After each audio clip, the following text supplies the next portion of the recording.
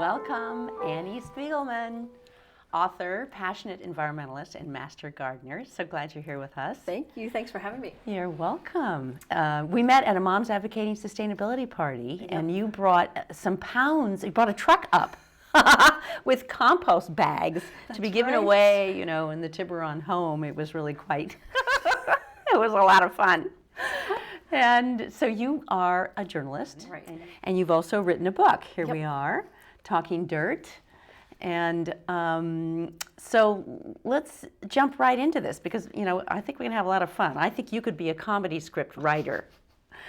I don't know. Your columns are funny, and you've written for Huffington Post as well. Right. And I write for our wonderful Pacific Sun here in Marin, the Dirt Diva column, which comes out the first week of every month. Oh, great. And talk personally to the Marin community about growing organically in their yards. Oh, good.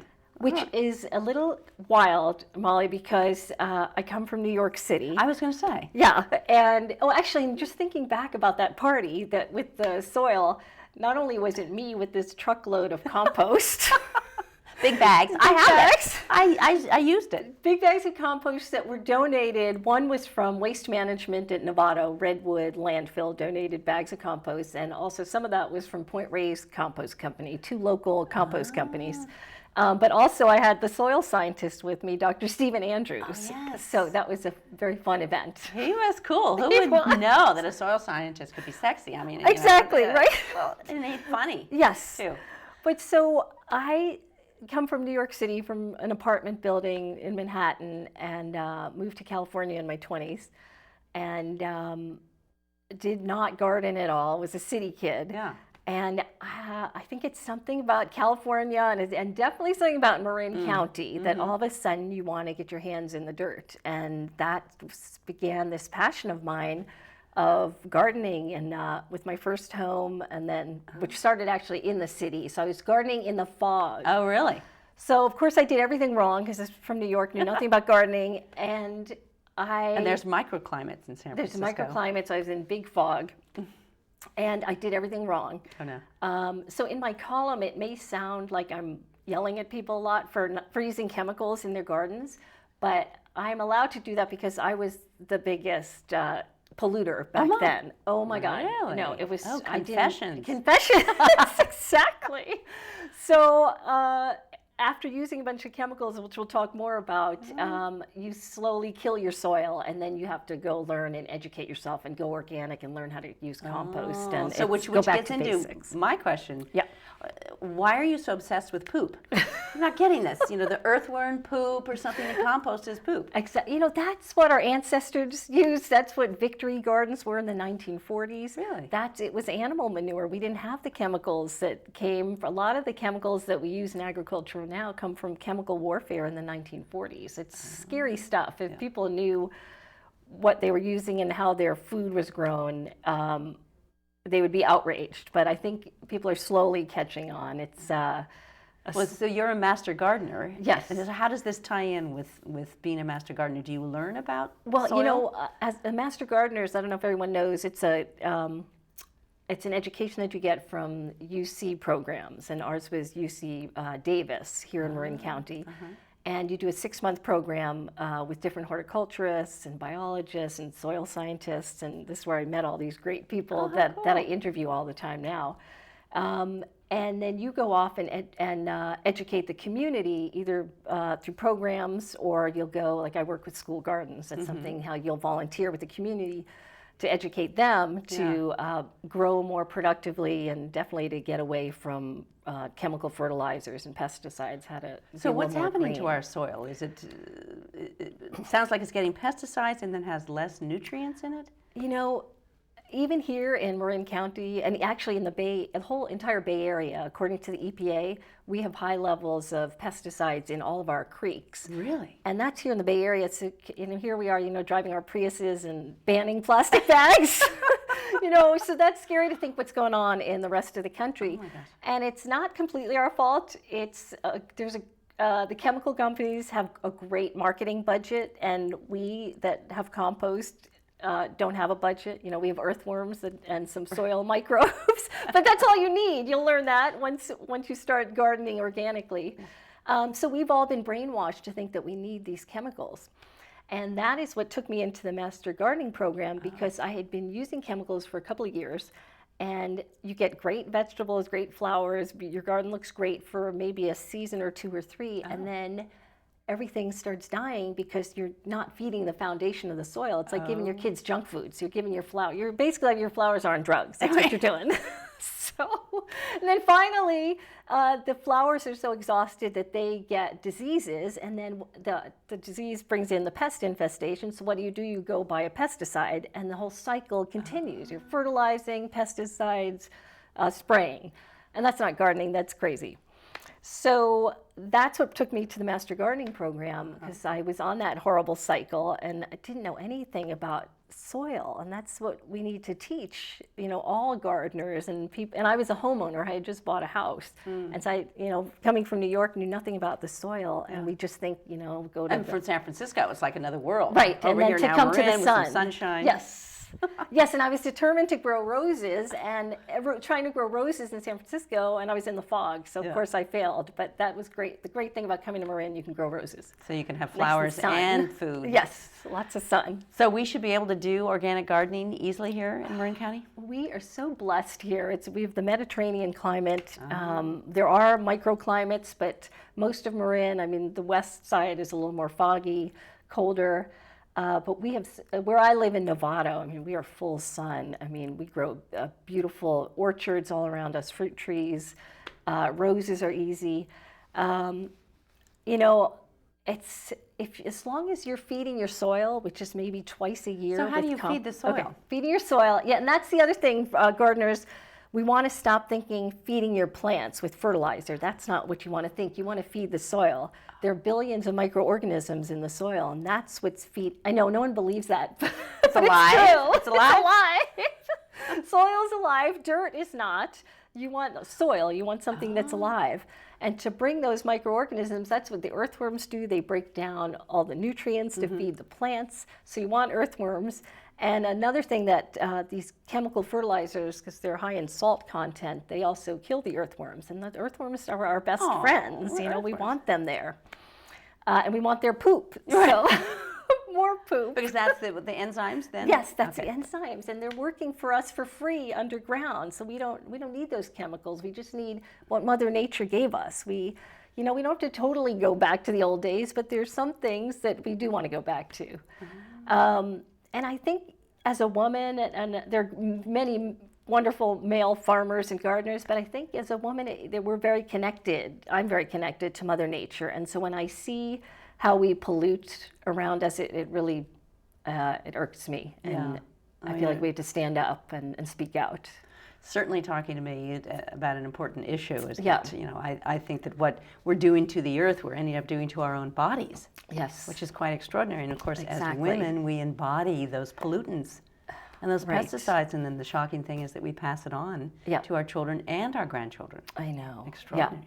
Yeah, it's cycles of it. And we're waking up slowly. It's slow. But it's, good to start with Mother Earth. Yes. And understand that, her health and her beauty should not be destroyed. And it's alive. It's alive. And I think that's part of, when I was in New York and I wasn't into gardening, I think that's when you get your hands in the dirt and you become closer to nature and you're out there, it's quiet, and you're in your garden, that's when it's a very spiritual time too. And that's where you feel the connection and you understand what you're doing. And then, because we're the life givers as women. We're the ones who are fertile. And we bring forth and create new life, just like Mother Earth. And it's an extraordinary gift. It is, exactly. Yeah. So you see being in the garden then, kind of feeds your internal creativity and creation. Oh, definitely. And it also, I've been in the film business for many years, and there's a lot of chaos all the time and egos around all the time. And so my sanctuary on the weekends, getting away from the film world, was to be gardening and weeding. Weeding, besides being a workout, is you get all your anger out. The weeds. It's good. That's one of the main reasons why I will admit, confession here, that I am not a gardener. Because I was too enslaved in weeding. Oh, weeding, I know. It's hard work. Yeah. Exactly. Exactly. stuff and trimming and stuff kept on growing. It's a lot of work, and that's why it's good to have young kids do it and young people. I know each year I get a little older, I get a little more tired out there. Yeah. But still enjoying it. Yeah. So this ties into actually creating real food. Yes. Creating real nutrition and nourishment for ourselves. So Yes. so what's so important about real food and eating real food? You know, can I start off? Can I talk about kids? Yeah. Okay. Please. Let's get into kids. This is America here, we are rated globally #1 in childhood obesity. We're #3 in adult obesity, but #1 in childhood obesity. So when you hear stats like that, you've got to do something. And it starts with parents speaking out. It starts with our schools changing school lunches. It starts with parents being educated when they go food shopping to be, you know, you hear these, they tell you not to go in I think it's the center of the supermarket, to go on the side, the outer side's the produce section, and not even go. And a lot of times that happens. I'll go down the aisles in the middle and see all the cereal aisle. I mean, it's just garbage. It's all sugar. Cardboard boxes. It's cardboard, and it's a dessert, and they're telling you to have it for breakfast. So because that upsets me so much, 3 years ago, there was a science teacher at Hill Middle School in Novato, and she put out an email to start a school garden at Hill Middle School. And she was just looking for a Master Gardener volunteer, and I was real busy with work, but I just said... And your child was at Hill Middle School? Yes, and my child was there. And so I wrote back to her and I said, I'm a Master Gardener, I'll come to once or twice to come help you out, give you some tips, but I'm not going to get hoodwinked into volunteering anymore. I volunteered forever at different schools. So, of course, I fell in love with her. Nicole Kelmel was a science teacher then. She's at a different school right now. And I have never left there. I'm still there. So it's been 3 years, and she's gone to a different school, but I've continued the school garden because I see what it does to these kids. Really? What happens? These kids... They are learning, I mean, we have them growing kale. I mean, what 12, 15-year-old even knows what kale is? So, and now they're growing it themselves and they're cooking it. I see that they're learning, as I learned late in life, where vegetables comes from, where fruit comes. We all thought it came from, Safeway, from the supermarket. Right. So these kids are really waking up, and they come in. Sometimes they bring in their bag of Doritos, and I rip it out of their hand and make them read the back of it. You can't pronounce anything on there. And they're going home and they're educating their parents about composting. They're talking to their parents, why don't we have a compost pile? And they're some of these really tough guys, teenage boys, are picking up worms for the first time, and just and some of the girls are fine, and these boys are running around screaming. It's hysterical. And just with some of these horrible looking bugs that we find out there, I mean, we're just having a blast out there. Fun. So because you've heard about this epidemic of kind of nature deficit disorder. We're talking about Rich Louv and his wonderful movement to get children back out into nature. Oh, I see it. So the garden is our nature. The garden is our nature. At least it gets them outdoors. A lot of kids don't want to be sitting still and learning all the time. So if they can come out, they come out once. They just come out once a week. This is it used to be Hill Middle School. Now it's Marin Oaks, which is an alternative school. That's what it turned into. So it's a high school now. And then recently I also just started a school garden at Novato High. So I've got 2 school gardens going with 2 other volunteers, Master Gardeners, Anita Jones and Kirsten Neff. And we are just loving it. Different types of kids. So different classes will come out? Different classes, just once a week.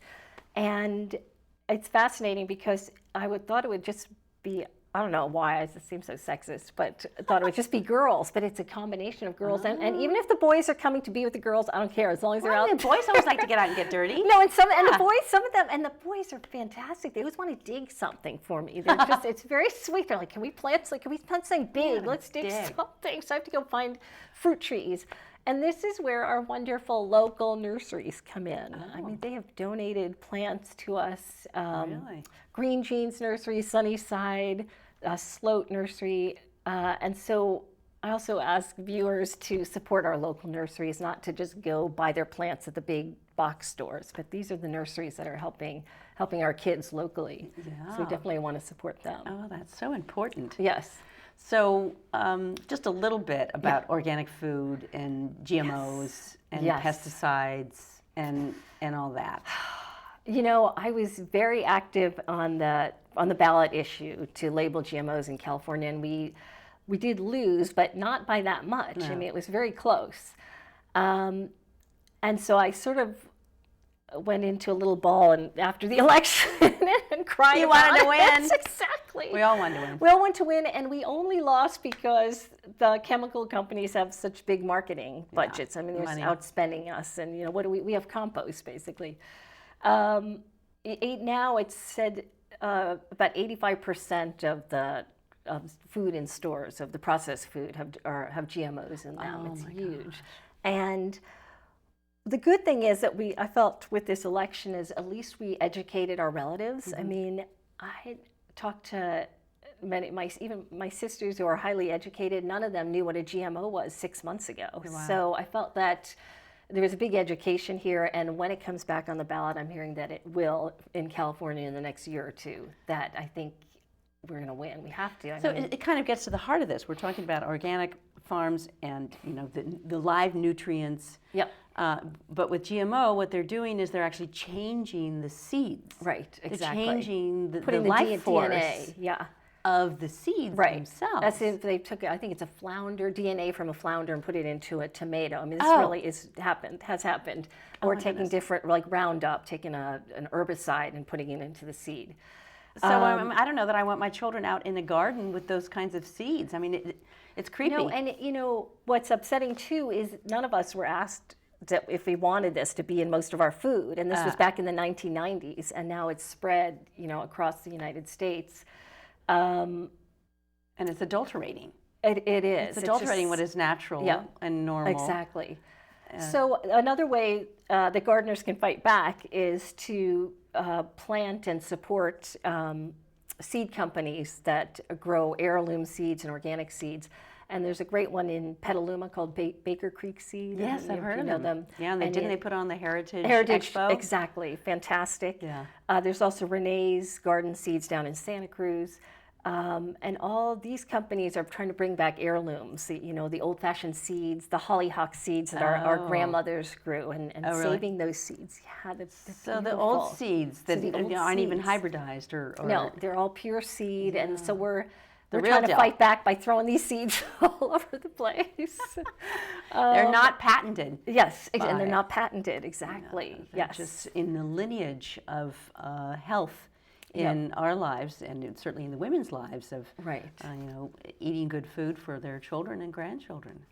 You know, I think that if home gardeners could just remember 2 words from this interview is compost and mulch. That's really all you need. Any problem you have in your yard, anytime you're trying to grow vegetables or flowers or roses, you need compost, a good layer of compost, a couple inches of compost. Which is the poop, but what's the mulch then? And the mulch can just be straw. You can go buy some straw for $7. I think you get a whole bale of straw and, you know, take pieces of it and layer it on top. It's great for the cold to keep the plants warm in the winter, keeps the heat off of them in the summer. So that's what the mulch is. It's a top layer, while the nutrients are in the compost, a little layer of compost and a little layer of mulch, and that's all I do in my yard.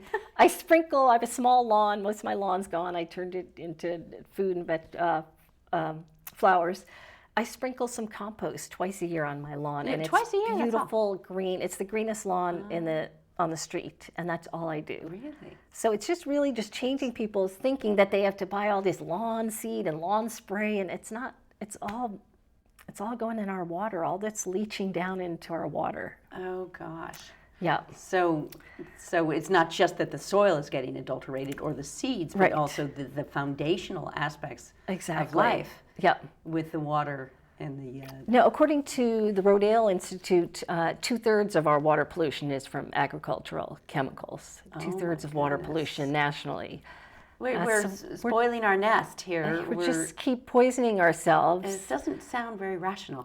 No, it's not. And another thing also about that's not rational And I understand why people think this, and I used to think that too, so I get it. But cheap food is not going to save us. It's not about, it's the quality of the food. If you pay a little more to get local or organic or less pesticides, whatever it's going to say at the farmer's market, pay a little more. That's like your health insurance for you to keep you healthy, and so you're not in the hospital later, and you're not obese later. So it's just a little like that. Just thinking a little. The cheap food isn't the answer. Right, it's and the cheap long-term fast thinking. food that's so simple to get. Yeah. So the health that we want is tied into actually eating the real food.